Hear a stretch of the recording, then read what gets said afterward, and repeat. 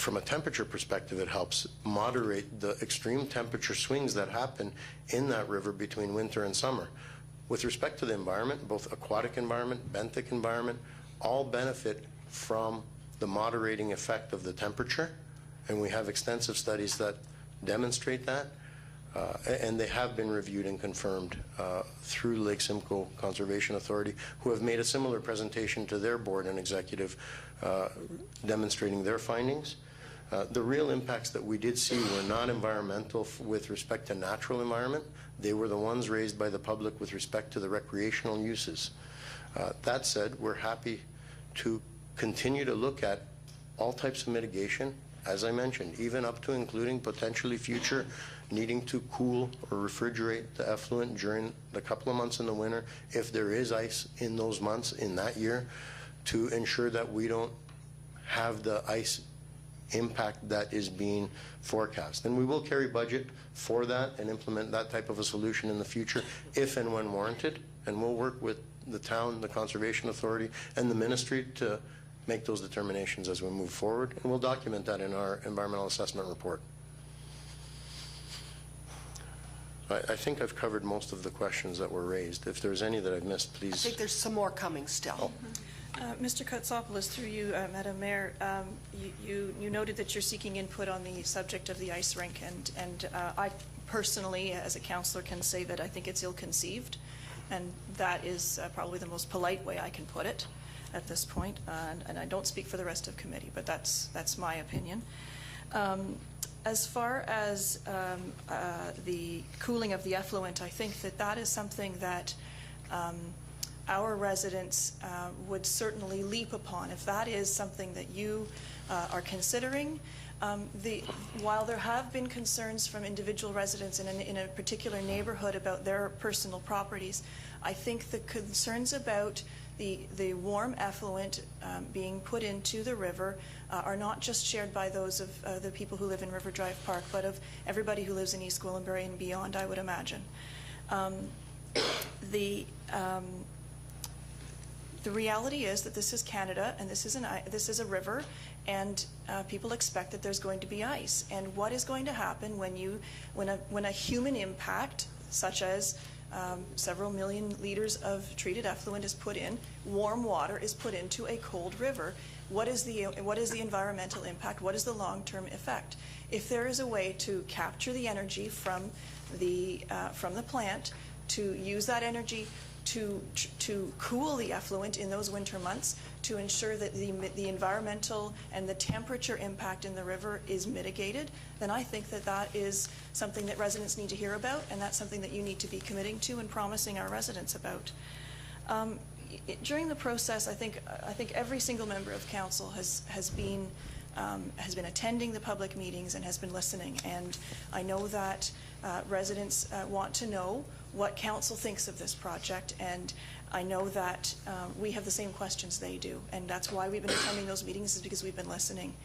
Mr. Kotsopoulos, through you, Madam Mayor, I wonder if you might also speak a little bit more about the phosphorus offsets and the remediation sites and what that process is.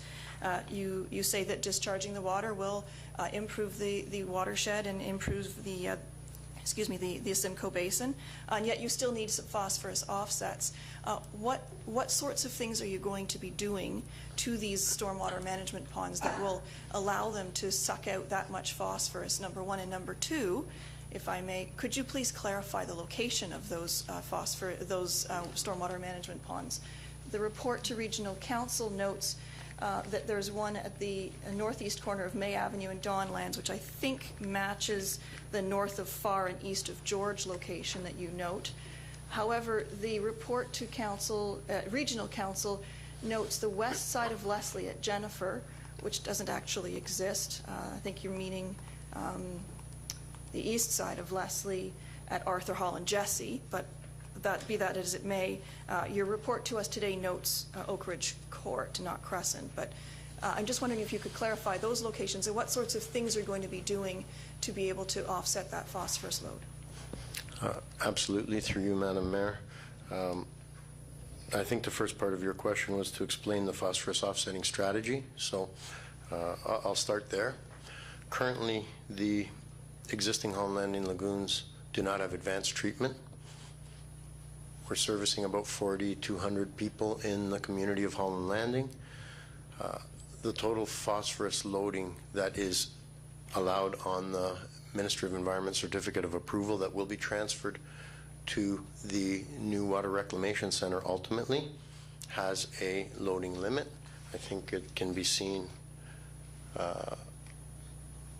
Basically, it's well, it's not shown on this slide, but it's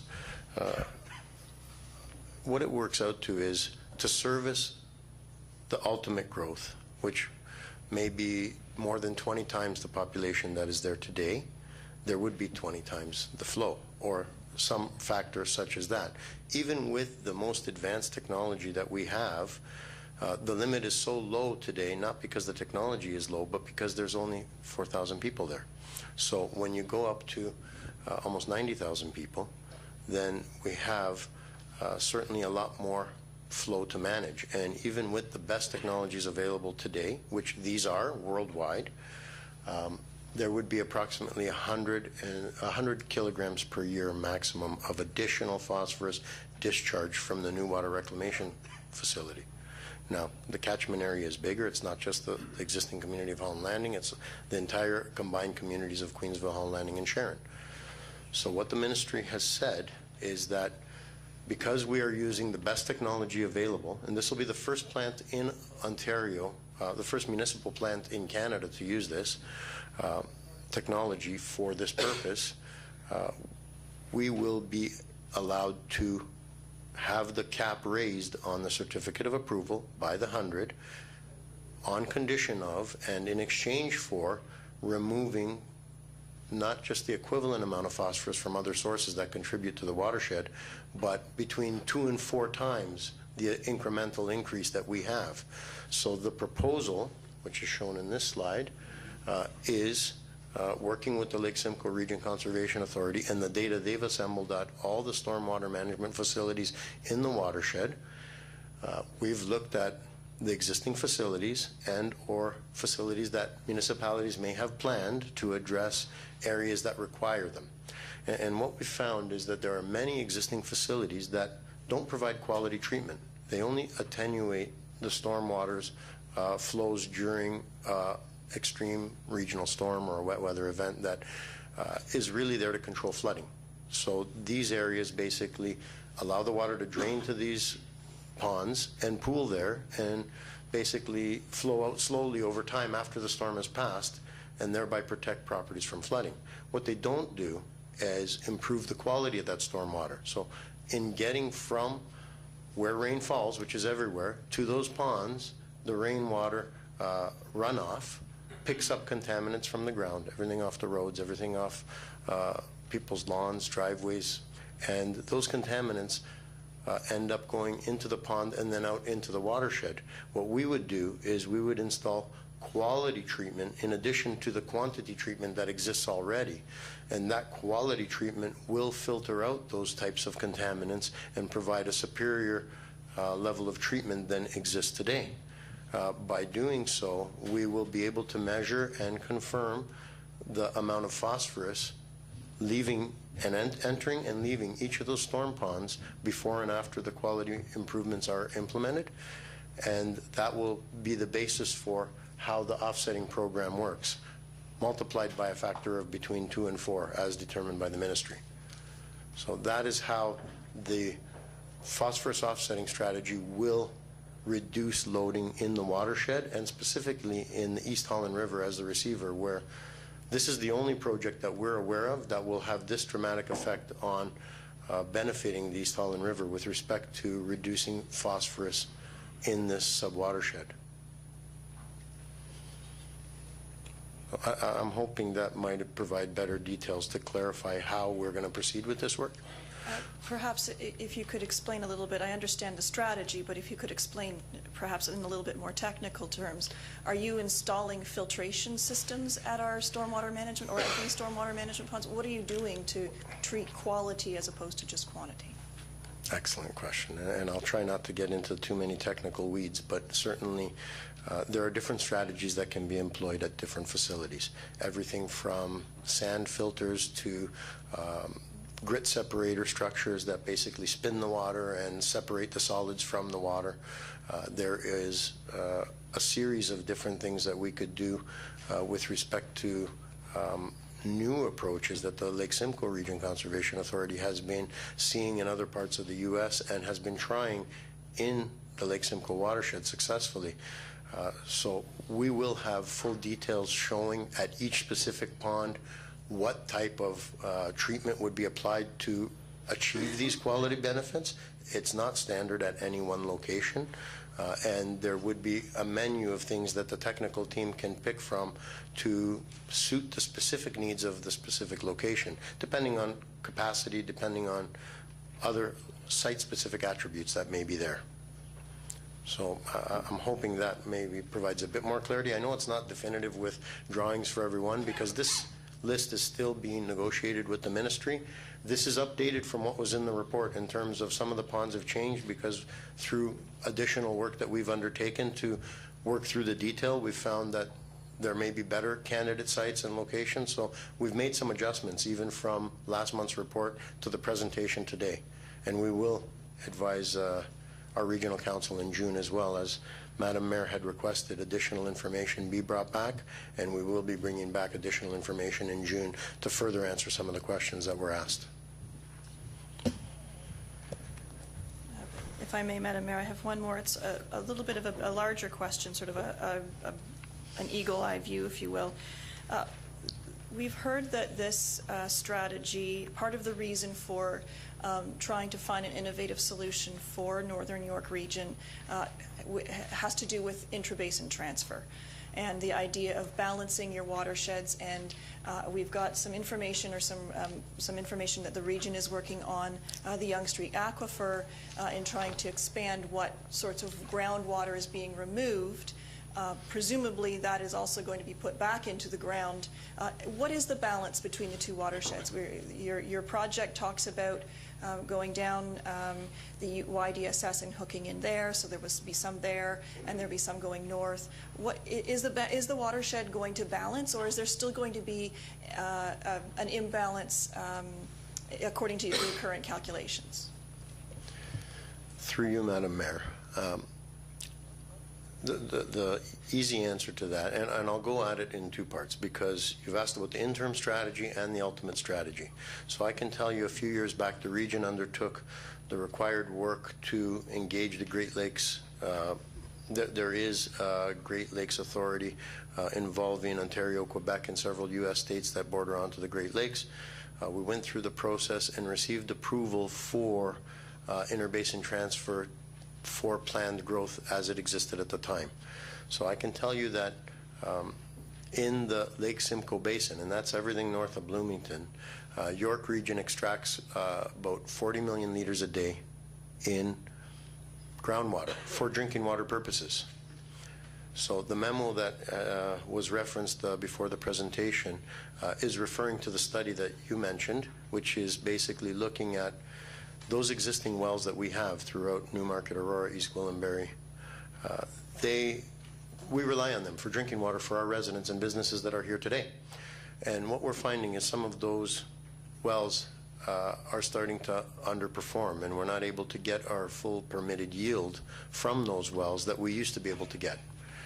So a variety of factors involved, including age of the wells, fouling, but what we've done is we've initiated another class environmental assessment to explore the potential to replace one or two of the ailing wells with new wells that would replenish and restore the capacity that's needed to service our existing communities and residents today.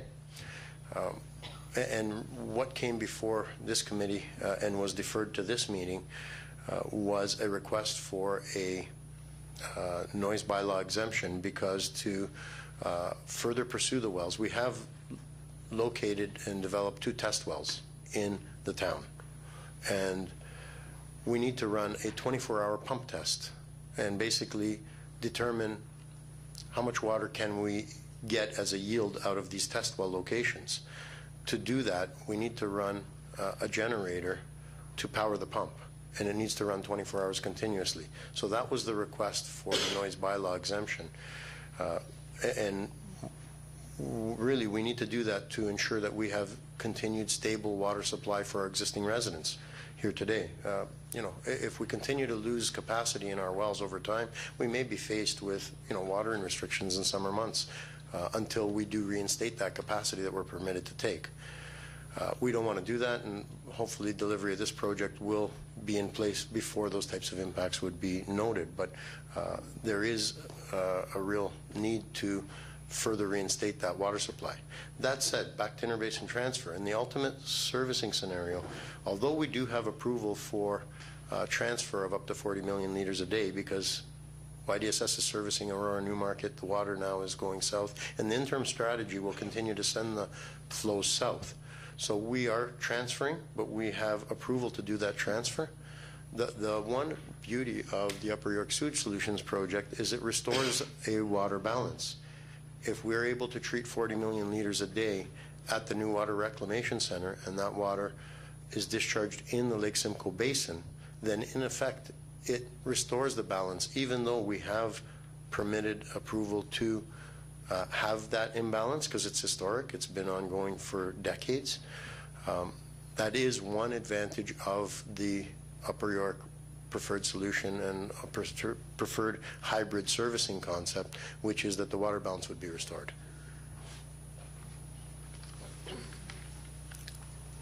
Just to clarify then, so Mr. Kotsopoulos, through you, Madam Mayor, the 40 million liters a day is currently being extracted by the region from our watershed. What is the projected extraction at full build-out, if you want to use that, for example? So at this point, you're noting that the Upper York Sewage Solution would be treating 47 million liters of sewage per day, and yet we're already pulling 40 million liters of water. How much, are we only going to be pulling another 7 million? Is that it, or is there going to be more? I'm trying to figure out those numbers.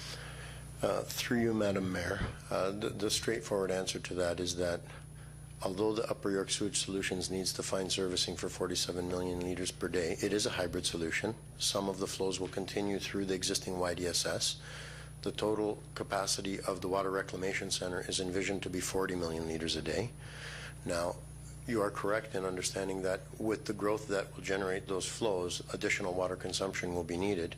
That is being provided through lake-based supply being extended from the south to augment the existing groundwater supply. The EA that we have ongoing is not to increase the permitted capacity, but to be able to sustain the existing permitted capacity.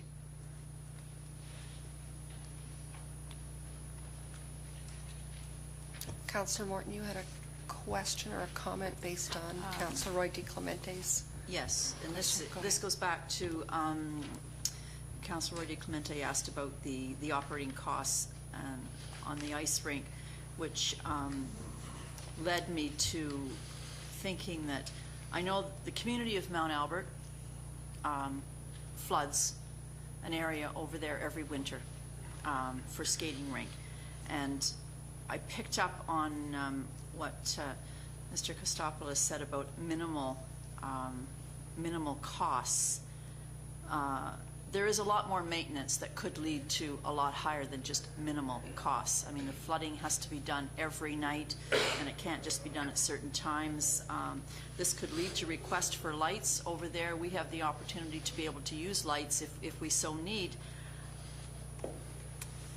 So I think by the time we get staff out there and shoveling of rinks and flooding of the ice and ensuring that everything is done proper, taking things into consideration, it could be a lot more than just minimal.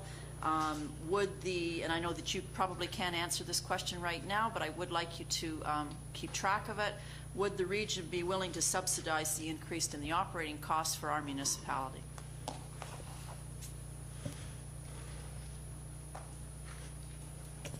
Do you have an answer for that one? Through you, Madam Mayor, we are establishing the true operating costs for these types of facilities now. We're going to provide reference facilities from other municipalities. City of Markham actually has some of these facilities that they operate under different models.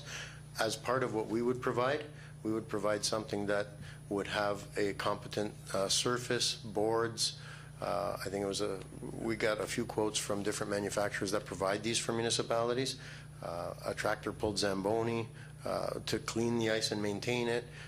Some lighting would be provided, as well as some basic facilities. It's an outdoor ice pad. It's not an arena, but at the same time, it would provide a superior experience to what is being experienced if one was to go and want to skate on the river, with respect to the quality of the ice, the safety, and the environment that it's in the park, surrounded by natural area and the community itself. So we will provide not only what the capital cost that the region would be committed to spending up front to construct, and we would leave the parquet, if it is going to end up in the parquet, if it does become an agreement that we do have with the town, the parquet would be restored to as good or better condition than it is today.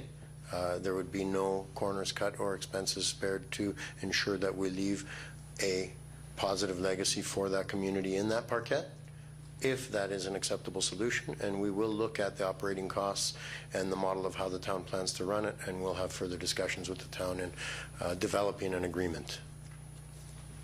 I don't have the costs with me today, but I know that they are not extreme. I have a couple of questions from your presentation, and then a couple of comments. On slide 13, let me just make sure. I have one on 9 first. And my question is regarding the 3 pumping stations that you've identified here. They're all very different in cost, extremely different. And can you explain to me why the difference, and dramatically one almost more than twice as much as the others? Yes, I can, through you, Madam Mayor. You are correct in noticing that the costs are variable between the 3 pumping stations, and that's for a few different reasons. The second concession pumping station is the most expensive. Incorporated in that contract is some directional drilling and extending of linear force mains from that pumping station under the river at that location and out to the roadway, so it's waiting for the linear infrastructure on second concession when it comes. So there is an added cost at that facility that's not included in the other 2. Other than that, the capacities are slightly different. The site constraints are slightly different with respect to working at Bradford Street Pumping Station, for instance. It's a little bit more than the Queensville West Pumping Station, but they're having to work on a more constrained site with an existing facility that's operational today, and having to do a few things to manage that. That's not a burden on the other project in Queensville. Thank you. The other slide I had a question on was slide 13, and it's talking about the communication plan. And I'm glad that we have a slide in here that is going to address issues. However, I'm wondering about websites, Facebook, Twitter, newspaper. I didn't see a lot of that in there. I saw some local newspaper, but that was all I saw, and I'm just making sure that that's going to be included as well. Absolutely. I confirm that all the notices, not only hand delivery and public meetings, newspaper ads will be placed. Ads will be posted both on the town's website as well as the region's website. We will have social media with Facebook and Twitter, and we will continue to explore even other avenues for outreach, including the regional communication specialist here in the town offices as required. Okay. I think you've covered everything for those that live in town, but we all know that probably the majority of traffic doesn't live in town or live on the second or close proximity, and I'm wondering how you're going to communicate to those that use the road, but they come from far and wide. Through you, Madam Mayor, that's an excellent question. We will undertake to engage commuter traffic that moves through the area, originating and destined to other locations, largely by strategies like portable, changeable message boards that we can place along those roadways where people drive every day. They will be able to understand that information is available, hotline numbers, websites, even notifying them of the public meetings when they're happening, so that if they are interested in getting more information, they will have an understanding that something is changing and where to find information or to ask questions. Okay, thank you. I'm just,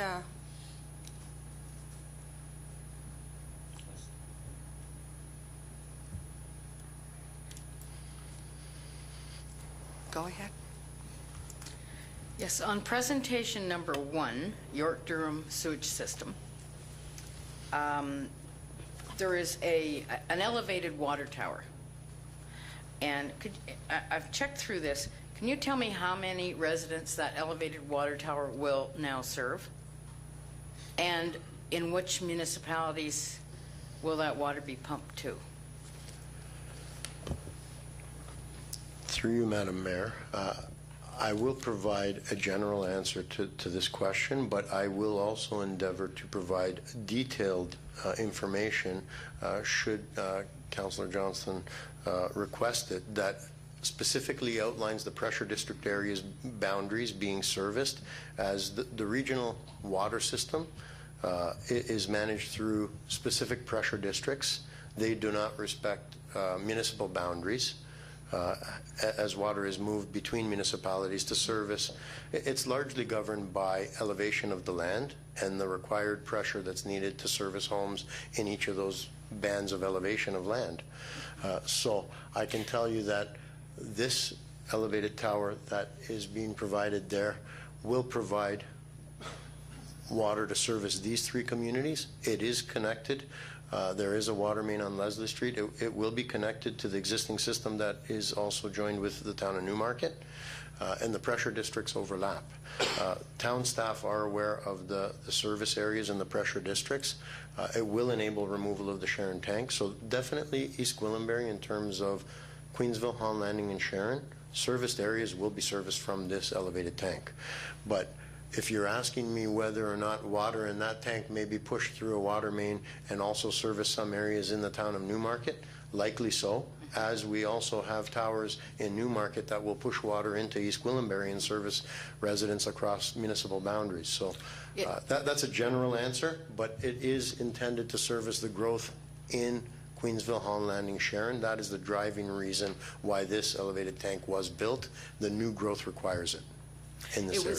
Through you, Madam Mayor, it was just a general answer that I needed, because we were always aware that water from East Gwillimbury was pumped to serve other municipalities as well, and that it was a region issue, and that there were no borders. But sometimes we'll have people say, you are getting such and such a product from us, some other municipality, and we need to be beholding of that. And we are always able to turn around and say, well, you get your water from us. So it was a source of pride, actually, to be able to say, and I just wanted to ensure that that does continue, that water is being pumped to other municipalities and does come from East Gwillimbury. So we are providing something in the mix.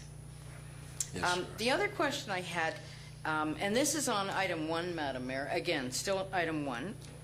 I only declared an interest in item 2. I know they got mixed. I had hoped for them to be separated, but on item 1, York-Durham sewage system, there is some trunk sewer. Let me just see what it says here. Linear water and sanitary infrastructure not on second concession, slide 9. And in the core village of Holland Landing, you had put a marking system into place in the summer or fall of last year. And the marking system was quite prolific all across the community. And over the winter, the fall and the winter and the spring, a lot of that became, I think people were respecting of what you had put there. You had put them there so that you could get people out to give you tender prices on the job that was going to take place in the main core of Holland Landing. And people were respectful of them, but they still meet with damage from time to time, and I don't think a lot of them remain there. I'm wondering when you're going to pick up your marking system and remove it completely. It obviously doesn't give you accurate marks anymore. You couldn't rely on it now because a lot of it's gone. Through you, Madam Mayor, I will endeavor to verify exactly which, I'm assuming they're survey stakes with flagging or something that's been laid out.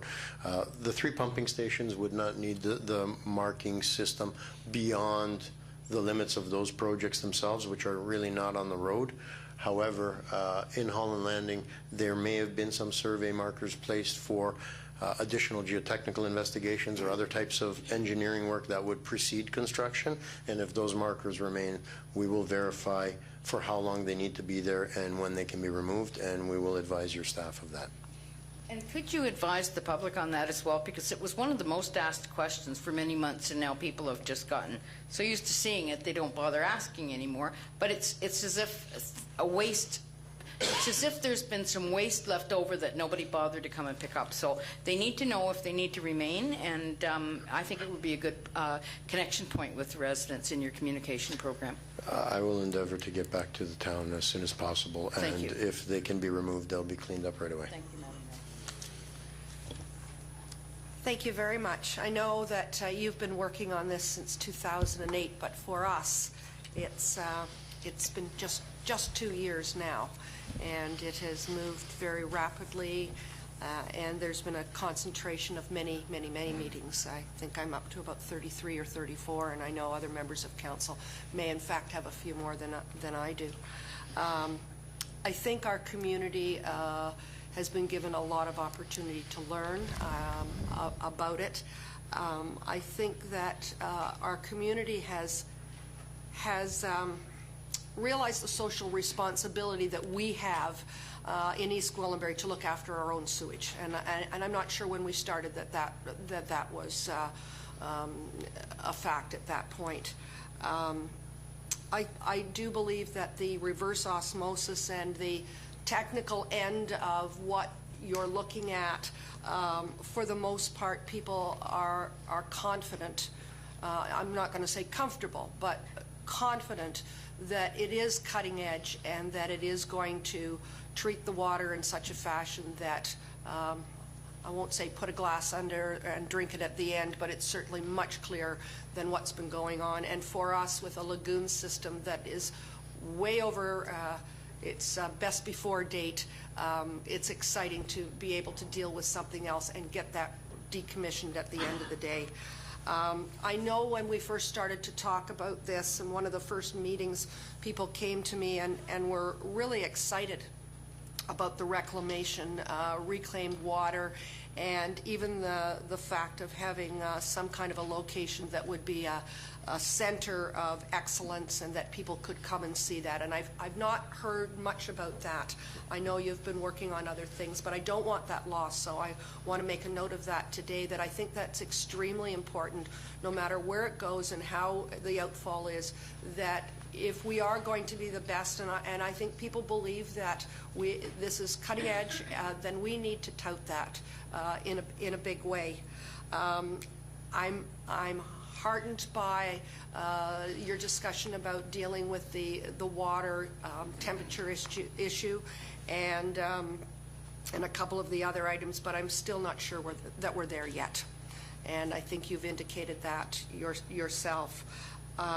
You've met with a lot of residents, with a lot of questions and a lot of ideas. And residents came to speak to you and your staff sincerely and honestly, with genuine concerns, I think, but more importantly, they also came with a lot of ideas. People are now have become experts in this that never were before, and they go online, and when they travel, they have a look at what's happening out there, and they now have some, I think, pretty good ideas that they've floated out to your team, and I'm not sure that they have been listened to.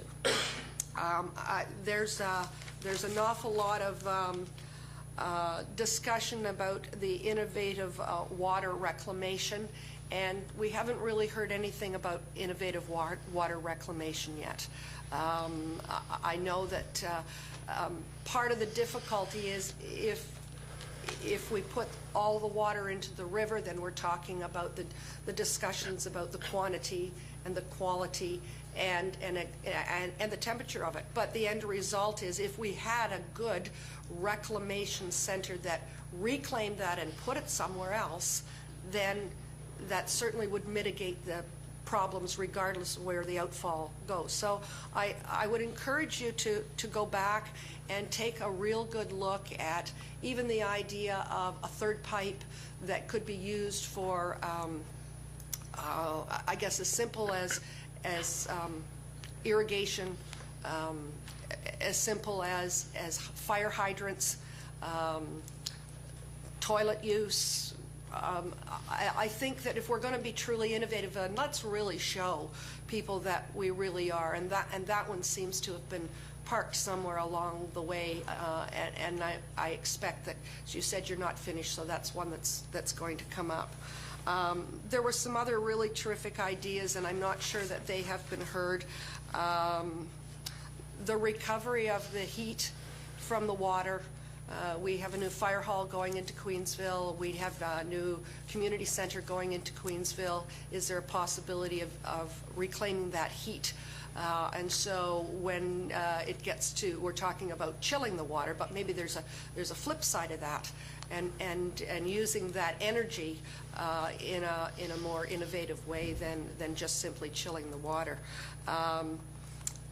The outfall placement has been an issue at several meetings of late, and part of the difficulty is on the Queensville side road at the bridge. We've talked already about how it's warm. It's going to be 5 degrees warmer, and so we're not going to have the ice, which provides, I think, an issue for residents, particularly along the river, who have lived there, many of them, for many years. And I think that there's a problem with that water, should it be open all year round, that it may in fact have a detrimental effect on property value there. And I reminded some of the staff earlier, that's the only waterfront that East Gwillimbury has. That's our waterfront, that little piece there, and people that have that are very proud of it, and it is a coveted community to live in. So I think we need to keep that in mind as well. We've had issues with Soldiers Bay, which is adjacent to it, and I've been back through some of the reports with Soldiers Bay, and it appears that the water flow, part of it is a water flow issue, and part of it happened when the new bridge was actually put in.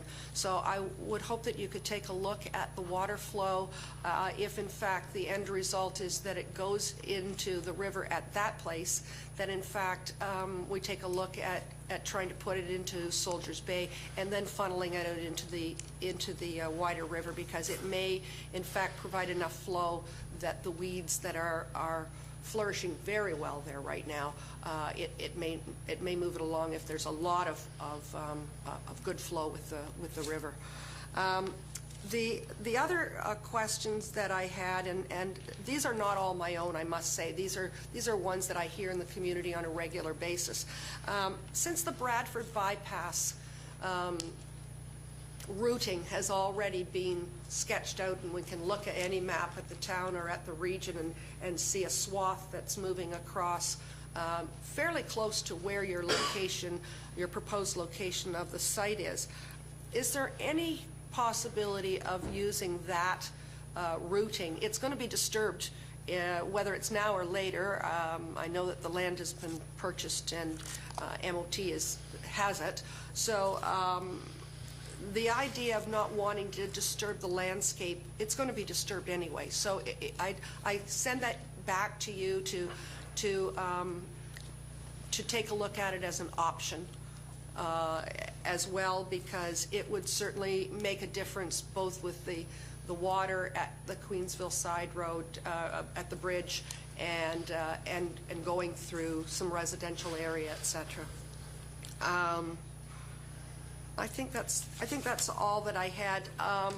I know you're going back to the drawing board, and I'm anxious to see what else you can come up with. I think we can do better yet. I really do. The outdoor rink, while it's a nice gesture, I'm not sure that it's what we need in that community. In fact, I'm quite sure it's not, and we need to have some discussion and negotiation on what we do need. And that hasn't taken place at this point, particularly with our, I'm looking at Gary Shropshire from our Parks and Rec Department, that, and I know your plans, I expect will be that you'll be dealing with that later on down the road, but I just want to get that on the radar as well. I urge you to have a look at the ideas from people in our community, the questions that folks continue to say that they haven't had answered, and to do more analysis for this project. Thank you very much for being here. Thank you, Madam Mayor.